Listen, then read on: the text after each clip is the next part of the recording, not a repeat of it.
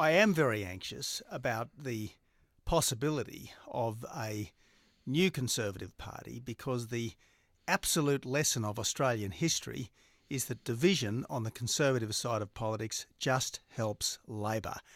And what we need to do right now is strengthen the Conservative political movement that we've got, the Liberal National Coalition, rather than let our, at times, understandable frustrations and disappointments lead us to toy with something which will do much more harm than good, and that is yet another breakaway splinter group on the Conservative side of politics. It's almost like some would-be Conservative voters have looked at what's happened in America and gone, gee, we need a Trump.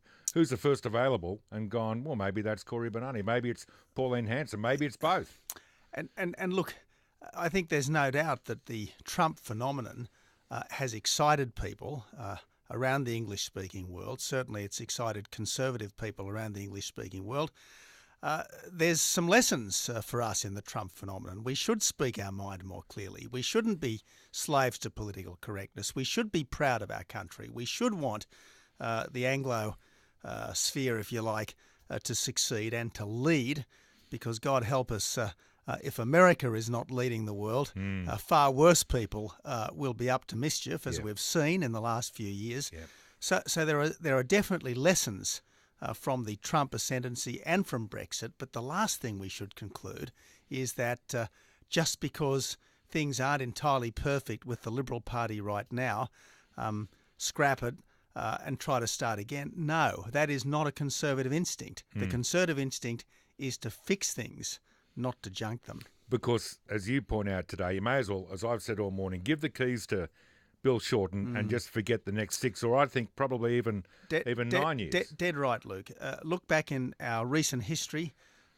In 1998, the One Nation vote scuppered the Borbidge government in Queensland. In 2001, the One Nation vote scuppered the Court government in Western Australia. In 1998, the One Nation vote almost cost John Howard government, and the Howard government wasn't perfect, but it was the best Conservative administration this country has ever had. And if you go back a bit further, the Joe for Canberra push arguably stopped John Howard from winning the 1987 election. So, as I said, it is the iron law of Australian politics.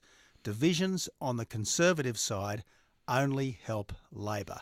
And that's the last thing we need, because while I don't say Bill Shorten is the world's worst bloke, he is leading a party which has not learned the lessons it needed to learn from the Rudd-Gillard disaster. It's still in bed with the unions. Bill Shorten is still running a protection racket for the CFMEU. And the last thing we want is for Labor to sneak back in because Conservatives are arguing amongst themselves.